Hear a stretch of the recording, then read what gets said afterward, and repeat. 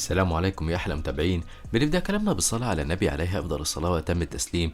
وما تنسوش دعمنا باللايك والشير للفيديو والاشتراك في القناة وتفعيل الجرس علشان يوصلكم مننا كل جديد. مغامرتنا النهاردة بتدور أحداثها بين الماضي والحاضر، وسيف سحري يحول قائد جيش الإمبراطور من مجرد إنسان عادي لواحد عاش 1000 سنة من غير ما يتغير ولا الزمن يأثر عليه أو يغير في شكله. وكان لازم عليه عشان يموت بسلام إنه يشيل السيف المغروس في صدره ده الأول. وبرغم كل محاولاته في ال1000 سنة إنه يشيل السيف علشان يموت ويرتاح من ذكرياته المؤلمة وموت كل اللي بيحبهم على مر السنين وهو عايش لوحده، ما عرفش يعمل ده أبدا. تعالوا نشوف مع بعض الحكاية من البداية ونعرف إيه حكاية القائد ده، ومين البنت اللي اتعرفت بأسطورة عروسة العفريت والوحيدة اللي تقدر تشوف السيف وتسحبه من قلبه وتمنحه السلام الأبدي. طبعا بقى ما تنسوش اللايك والشير للفيديو والاشتراك في القناة لو مش مشتركين وتفعيل الجرس علشان يوصلكم مننا كل جديد. بتبدأ حكايتنا بمقولة لواحدة من الجنيات كانت بتقول إن لما الرغبة القوية للأشخاص بتسكن الأشياء الملموسة بتحولهم لعفاريت في لحظة الموت، وإن أكتر حاجة بيفكروا فيها وممكن هي اللي تديهم السحر اللي يغير مستقبلهم. والكلام ده بينطبق على السيف بتاع كيم شين، والسيف ده كان غرقان بدم الضحايا والناس اللي ماتوا بيه في معارك وحروب محدش يقدر يعدها. السيف ده كان مغروس في صدر صاحبه كيم شين، ومحدش ابدا يقدر يشوفه ولا يسحبه منه غير البنت اللي مقدر له انه يحبها ويكمل حياته معاها. واللي كانت بتحكي الحكايه دي ست عجوزه قاعده بتبيع شويه تذكارات وتحف على الكوبري، بس البنت بتضحك على كلامها وبتفتكر ان دي حكايه خياليه وبس. وكل اللي لفت نظرها خاتم تركوازي جميل جدا وقديم جدا، بس مش بتعرف تشتريه علشان ما كانش معاها فلوس كفايه. وقبل ما تمشي الست العجوزه بتنصحها انها في اللحظه اللي بين الحياه والموت لازم تتمنى امنيه من قلبها علشان تتحقق. وبننتقل بعدها لسنة 1968، وكان كيم شين ماشي في الشارع وبيقف عند بيت معين. في اللحظة اللي بيخرج من البيت ده شاب مراهق كان بيهرب من البيت بعد ما أبوه ضربه وبيعامله وحش، والولد كان تعب من كده وما بقاش قادر يستحمل. ساعتها كيم شين بيوقفه وبينصحه إنه ما يهربش من البيت ولا حاجة، لأن بالشكل ده مش هيشوف مامته تاني. وبيحرك الورد اللي كان موجود يخليه في نص السلم. والولد ما كانش فاكر اي حاجه من اللي كيم شين كان بيقولها، ومستغرب هو ازاي عارف عنه كل التفاصيل اللي بيقولها دي وهو اصلا ما يعرفوش ولا عمره شافه قبل كده. فكيم شين بيقول له انه عارف انه عايز يهرب بسبب ابوه اللي كان بيعامله وحش جدا. ولما ابوه بيخرج يطارده بيتكعبل في الورد اللي كيم شين حركه وبيقع على السلم وضلوعه بتتكسر. وبعدها كيم شين بيقول له انه عمل كده علشانه وبيديله سندوتش ويقول له على الاجابه الصح للامتحان بتاعه وبيمشي. بنرجع فلاش باك لعصر جوريو، وبنتفاجئ ان كيم شين كان وقتها اقوى محارب في الامبراطوريه، وكان هو قائد الجيش واقرب محارب للامبراطور. وبنشوف واحده من المعارك كان جيش كيم شين كان هيتهزم وكيم شين نفسه كان مجروح، بس في لحظه حماس وشجاعه بيقف يحارب الاعداء لوحده لغايه ما جنوده يتشجعوا هم كمان. وبرغم عددهم القليل الا انهم بيقدروا يهزموا الجيش التاني، وطبعا بيرجعوا المدينه وهم فرحانين بنصرهم ده. بس اللي ما كانوش متوقعينه هي مقابلة الامبراطور اللي اتهم كيم شين بالخيانة العظمى بسبب وسوسة واحد من المقربين للامبراطور، واقنعه ان كيم شين هيعمل عليه انقلاب علشان يستولى هو على العرش. بس كيم شين كان مصمم انه يقرب من الامبراطور ويعرف الحقيقة. وساعتها لما بيجي يقرب من الامبراطور وبيقول له انه لو قرب خطوة كمان هيقتل كل عيلته، كيم شين مش بيسمع الكلام وبيتجه للامبراطور. فالحراس بيضربوا اسهم على كل المحاربين اللي كانوا مع كيم شين ويقتلوهم ويقتلوا عيلته. وكانت اخته اللي هي زوجة الامبراطور واقفه وبتشجع كيم شين على انه يكمل ويقرب من الامبراطور الشاب بكل ثقه. بس ساعتها لما بيعمل كده حراس الامبراطور بيضربوها بسهم في قلبها من الامبراطور وبتقع على الارض ميته. وكيم شين في اللحظه دي بيخسر كل عيلته، وبنلاحظ انها كانت لابسه نفس الخاتم التركوازي اللي كانت الست العجوزه على الكوبري بتبيعه في الحاضر. ولما كيم شين بيكمل ناحيه الامبراطور الحراس بيهجموا عليه وبيجرحوه في رجليه لغايه ما بيقدرش يقوم يقف تاني. وبيجي واحد من رجالته ياخد منه السيف بتاعه الاسطوري ويطعنه بيه في صدره علشان محدش من الاعداء هو اللي ينول شرف قتله. وساعتها الامبراطور بيأمر انهم يرموا جثته على الارض من غير ما حد يقرب له او يدفن بشكل مشرف. وكان وقتها هو لسه ما ماتش وروحه ما خرجتش من جسمه وبيتألم في صمت من غير ما يتحرك وهو لوحده بين الاعشاب والزهور. بننتهي لسنه 1998، وكان في شاب لابس اسود بيعدي الطريق لما بتيجي عربيه بتخبطه فجأة، بس الغريب انه مش بيتأثر ولا بيتحرك سنتيمتر واحد من مكانه وكأنه ريشة، والعربية هي اللي بتتدمر. فلما السواق بينزل من العربية يتخانق معاه الشاب الغريب ده بيناومه مغناطيس وبيقول انه خبط في حيوان بري ظهر فجأة قدامه. والناس اللي اتجمعوا بيلفت نظرهم حاجة تانية غير حادثة العربية نفسها، وبيطلع ان شنطة العربية كان فيها جثة البنت السواق ده قتلها وكان رايح يتخلص من جثتها. وكان وسط الناس دول روح البنت المقتولة نفسها اللي كانت مصدومة انها ماتت. والشاب اللي واقف العربية بيقرب منها وبياخدها معاه علشان يساعدها تنتقل للعالم التاني، ودي كانت وظيفته. وبنعرف انه مش انسان عادي وانه واحد من الجنيات اسمه قابض الارواح. وبعدها بيقدم للبنت شاي بيمسح ذاكرتها وكل حياتها السابقة قبل ما تعدي، لان في اعتقادهم ان الانسان بيتولد 4 مرات وفي كل حياة بتنتهي بالموت بيختار ينسى حياته السابقة ولا لأ. وبعد ما البنت بتشرب الشاي وتمشي بياخد الطبق ويحطه على رف عليه ولا مليون طبق تاني.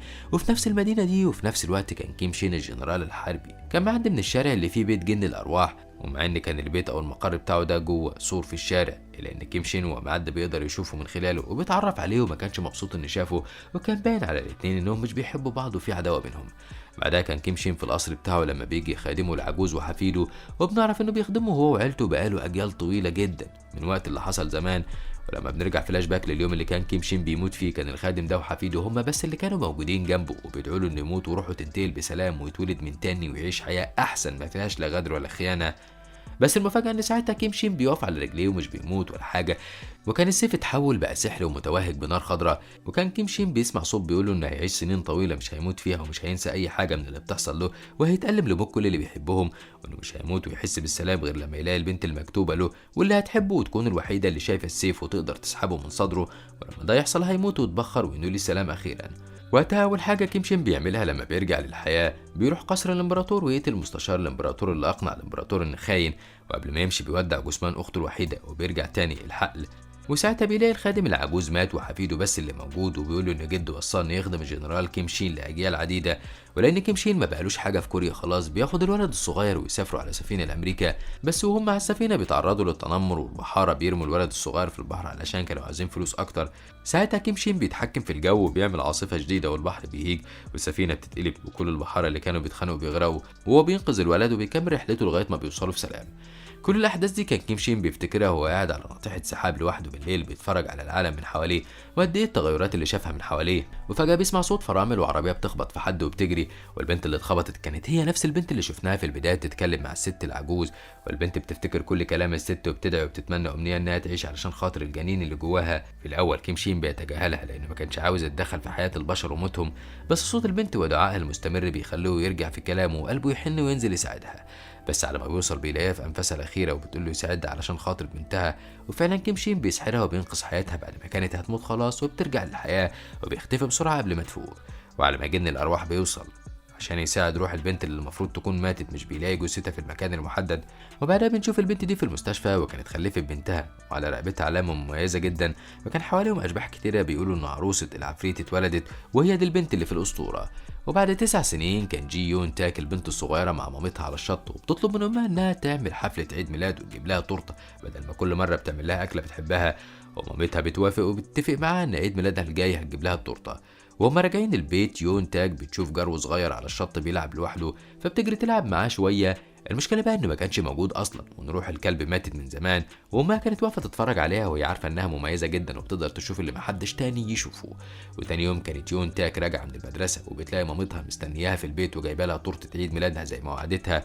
وبعد ما كانت يون تاك مبسوطه وفرحانه وبتولع الشمع، فجأة بتلاحظ إن اللي قدامها دي هي روح أمها، وإن أمها ماتت في حادثة ودلوقتي موجودة في المستشفى، وبتقول لها إن المستشفى هتكلمها دلوقتي تقول لها على اللي حصل، وبتعرفها إن في الجنازة خالتها هتكون موجودة وتبقى تروح تعيش معاها. بعدها روح مامتها بتختفي وتروح للست العجوز اللي هي أصلا جنية وتطلب منها إنها تبقى تاخد بالها من يون تاك وتطمن عليها من وقت للتاني. في الوقت ده لما كانت يون تاك خارجه من البيت ورايحه على المستشفى بتتفاجئ بجن الارواح قدامها، وهو نفسه بيتفاجئ انها شايفاه. ساعتها هو بيقول لها انها روح مفقوده كان بيدور عليها من زمان من يوم حادثه امها، وان المفروض ما كانتش اتولدت، ويون تاك كانت خايفه منه جدا، بس الجنيه العجوز بتظهر وتحميها منه وبتخليه يمشي.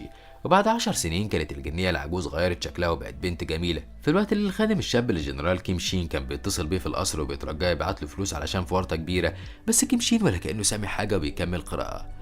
في الوقت ده كانت يون تاك في مدرستها الثانوي في نفس المدينة، وكانت معزولة عن كل زمايلها لأنهم كانوا بيعاملوها وحش وبيتنمروا عليها لأنها كانت أشطر منهم، وكمان مش بتهتم بكلامهم وطريقتهم عليها ولا كأنهم موجودين.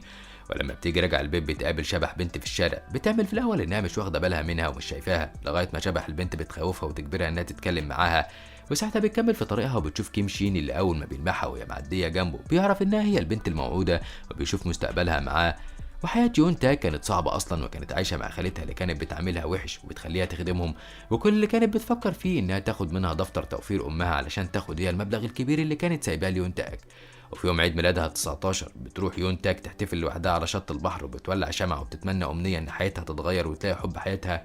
في الوقت ده كان كيم شين في الحقل اللي كانت جثته اترمت فيه زمان وبيسمع صوت يون تاك وأمنيتها، وكان مستغرب جدا والمفاجأة إنها أول ما بتنفخ في الشمعة وتطفيها بتلاقي كيم شين واقف وراها ومعاه بوكيه من زهور الحنطة السوداء. وكيم شين بيتفاجئ من الموقف ده لأن أول مرة يحصل له في حياته، وبيتعرف على يون تاك إنها هي اللي قابلها قبل كده في الشارع وهي كانت فاكراه شبح بما إنها متعودة على رؤياهم. ساعتها كيم شين بيقول لها على محل تروح تشتغل فيه وهتتقبل هناك على طول، وهي بتاخد منه الزهور على إنها هدية عيد ميلادها، وهو بيختفي فجأة زي الدخان. على ما كيم شين بيرجع البيت بيلاقي المساعد الشاب أجر القصر الجندي الأرواح نفسه، واللي يعتبر خصم كيم شين، والاتنين مفيش بينهم عمار خالص. وتاني يوم كان يون تاك متحمسة جدا بسبب إن كيم شين قال لها إن أمنية الشغل هتتحقق، فبتروح كل المطاعم الدجاج في المدينة بتدور على اللي كان قصده عليه، بس اليوم بيعدي من غير ما تتوفق في شغل. بعدها بتكتشف إنها كل ما بتتمنى أمنية من أعماق قلبها وتنفخ في النار أو تطفي شمعة، كيم شين بيظهر قدامها فجأة. وفي مرة بتجرب إنها تطفي شمعة في التليفون، مجرد صورة يعني، بتتفاجئ إنه ظهر قدامها برضه، والمرة دي كان هو مستعجل وماشي بسرعة لما عرف إنها كانت بتهزر. بس يون تاك بتمسك إيديه وفجأة بتظهر نار زرقاء وتحرقها، وهي مش بتقدر تتمسك بيه أكتر من كده. ساعتها بتقول له إنها البنت الموعودة اللي في أسطورة عروسة العفريت، وبتوريه العلامة اللي في رقبتها وإنها من يوم ما اتولدت والأشباح بيقولوا لها إنها هي المختارة. بس كيم شين مش بيصدقها، خصوصا لما بيسألها هي شايفة إيه في شكله غريب، ويون تاك مش بتقول له على السيف، فبيعرف انها مش المختارة ولا حاجة وبيخرج من الباب. بس الغريب ان الباب ده بينقله كندا، والاغرب ان يون تاك بتنتقل وراه كندا هي كمان. وكيم شين كان مصدوم لان هو الوحيد اللي ممكن يخرج من الباب على مدينة تانية تماما، وعمرها ما حصلت ان حد يعرف يخرج وراه من نفس الباب بالشكل ده غير يون تاك. ولما بيسألها عملت كده ازاي، بتقول له انها عروسة العفريت وتقدر تعمل حاجات كتيرة زيه. واول ما بتعرف انها في كندا كانت مصدومة على متفاجئة ومش مصدقة نفسها انها بلد اجنبي، وبتجري يمين وشمال تتفرج على الشوارع والمحلات لان وقتها كان موسم الاعياد والكريسماس، وكانت اول مرة تشوف الاجواء دي، وكانت عاملة زي الطفلة بالظبط. ومهما كيم شين قال لها تهدى ما بتسمعش الكلام. وبعدها بيتمشوا في الحديقة العامة، وساعتها يون تاك بتقول لكيم شين ان في اسطورة بتقول ان لما واحدة مسكت ورقة متساقطة من شجر يبقى تحب اللي كانت ماشية معاه وقتها. فكيم شين بيلحقها قبل ما تمسك هي ورقة الشجر ويمسكها هو على اساس ان كده الاسطورة مش هتتحقق، بس يون تاك بتاخدها منه وتحتفظ بيها. بعدها بياخدها الفندق علشان تستنى هناك على ما يخلص المشاوير اللي وراه. ولما كيم شين بيمشي بيروحوا المقبرة بتاعته اللي فيها تجسيداته السابقة، بنعرف ان طول الألف سنة دول حاول كتير انه يشيل السيف من صدره، بس كان بيموت في كل مرة وهو بيحاول من غير ما ينجح في انه ينهي عذابه ده، وكل مرة كان بيتولد من جديد ويكمل بنفس الطريقة والسيف لسه في صدره. ساعتها يون تاك كانت خرجت تدور عليه لغاية ما لقيته في المقبرة، ومش بتزعجه ولا حاجة لغاية ما هو بيجي ماشي بتروح له وتشوف المقابر بتاعت حيواته السابقة، وبعد ما بتقدم احترامها بتقول انها تبقى زوجته. ولما بيرجعوا كوريا كانت الساعة 10 تاني يوم الصبح، ويون تاك كانت اتأخرت جدا على المدرسة، وبعد ما بتشكر كيم شين على الرحلة الجميلة بتجري على مدرستها وهناك بتتعاقب على تأخيرها. بس مش ده اللي كان مزعلها، اللي كان مزعلها حقيقي هو حنينها للرحلة والوقت الجميل اللي قضيته في كندا مع كيم شين، في الوقت اللي كان كيم شين هيتجنن ويعرف هي ازاي دخلت من الباب وراه. فعشان يتأكد من اللي في دماغه بينادي على جن الأرواح ويقول له تعالى ورايا، وبيخليه يعدي من الباب وراه. بس هو اللي بيعبر الواقع تاني، وجن الأرواح كان واقف قدام الباب عادي زي ما هو، ما انتقلش المكان تاني ولا حاجة. وده بيخليه يتأكد ان يون تاك بس اللي تقدر تعمل كده، وانها فعلا مميزة وممكن تكون هي نصيبه. بس اللي كان مشككه انها مش شايفة السيف. ويون تاك وقتها كانت كل شوية بتجرب تفتح الابواب على امل انها تلاقي نفسها في كندا تاني زي ما حصل قبل كده، وبينتهي بقى الحال وبتدخل الحمام عادي وتلاقي الجنية الجميلة موجودة وبتديها شنطة مليانة سبانخ وتقول لها تروح تطبخها وتأكلها لعيلتها.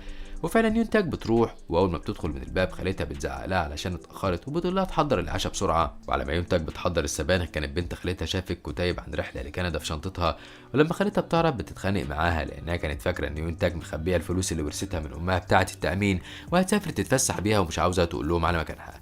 ولما اولاد خالتها بياكلوا من السبانخ بيتعبوا جدا، وهي كانت اخدت سندوتش منها وراحت تقعد في الشارع على ما يناموا وتبقى ترجع البيت تاني. في الوقت اللي كان كيم شين الفضول هيقتله ونفسه يعرف يون تاك ازاي مميزه جدا وهل فعلا شايف السيف ولا لا، ففضوله بيتصل وبيروح وراها. ولما هي بتشوفه بيعمل انه متفاجئ وانها ليه استدعته دلوقتي، ولما بيعرف باللي حصل بيستنى معاها علشان يطمن عليها وما تبقاش في الشارع لوحدها. وساعتها بنت من اللي بيتنمروا عليها بتشوفهم وهم ماشيين، وكانت هتصورهم علشان تنشرها في المدرسه وتضايق يون تاك. بس فجاه العربيه اللي كانت جنبها بابها بيتفتح وبيقع التليفون من ايديها، والغريب ان ما كانش في حد في العربيه اصلا، فالبنت بتخاف وبترجع جري على بيتها. وتاني يوم يون تاك بتشوف اعلان عن شغل في مطعم، فبتروح على هناك وبتتعين في نفس اليوم، ومن فرحتها بتستدعي كيم شين علشان تقول له تفرحه. بس هو بيظهر ساعتها وهو بياكل لانها قطعت عليه غداه وبيمشي وهو متعصب. وفي اليوم التاني صاحبة المطعم بتروح لواحدة من اللي بيقرأوا الكف واللي بتقول لها انها هتقابل شاب بطاقية هيغير حياتها، في الوقت اللي كانت يون تاك بتغلف ورقة الشجر اللي اخدتها من كيم شين لما كانوا في كندا. وبالليل بتولع شمعة وتطفيها علشان تستدعي كيم شين، بس جني الارواح بيوصل قبل منه، ويون تاك كانت خايفة منه جدا وفجأة بيظهر كيم شين وبيطمنها وبيخلي صاحبه يبعد عنها وما يطاردهاش تاني. وبعد ما صاحبه ما بيمشي، كيم شين بيقول لها ان مش هي البنت اللي في الاسطوره اللي بيدور عليها بقاله 1000 سنه، لان المختاره هتقدر تشوف حاجه مميزه محدش غيرها يقدر يشوفها في مظهره. وبيقول لها ما تتصلش بيه تاني ولا حتى تجرب تستدعيه. وفي اليومين دول يون تاك كانت متضايقه منه جدا، والهديه بتاعتها ورقه القيبقيب بتاخدها تخبيها في كتاب في المكتبه علشان تطلعه من ذاكرتها، وعشان جن الارواح ما يعرفش مكانها. بتنام في المطعم من غير ما المديره تعرف، بس في ليلة مش بتعرف تنام وبتفتكر كلام البنت الشبح اللي ظهرت لها قبل كده في الشارع، فبتروح تدور عليها وتسألها على الحكاية وليه بتقول لها انها عروسة العفريت. فشبح البنت واشباح تانية بيتجمعوا وبيحكوا ليون تاك على الحكاية يوم ما كيم شين انقذ امها من الموت وغير مستقبلها. وساعتها كان كيم شين بيراقبه من بعيد لانه كان عاوز يطمن على يون تاك اللي خطفت قلبه، بس للاسف ما كانش متاكد هي المختاره ولا لا بسبب السيف. وتاني يوم كانت خالتها راحت تدور عليها وعاوزاها ترجع البيت، بس صاحبة المطعم بتهددها وبتخليها تخرج بسرعة. وفي طريقها للبيت بتقابل الاتنين اللي مدينا لهم بمبلغ كبير وكانوا عايزين الفلوس، بس خالة يون تاك بتقول لهم على فلوس يون تاك وانها معاها اكتر من 150 الف دولار ومستنية تاخدهم منها. والاتنين المجرمين دول لما بيعرفوا المعلومة دي بيستنوا يون تاك وهي خارجة من المدرسة وبيروحوا بيها على طريق مهجور. وساعتها واحد منهم كان بيولع سيجارة، فبتحاول تطفي هي النار علشان تستدعي كيم شين وينقذها، بس مش بتعرف. ولما بتخاف فعلا العلامة اللي في رقبتها بتنور، وكيم شين بيحس بيها وبيروح على الطريق اللي هم عليه ومعاه جن الأرواح علشان ينقذوها.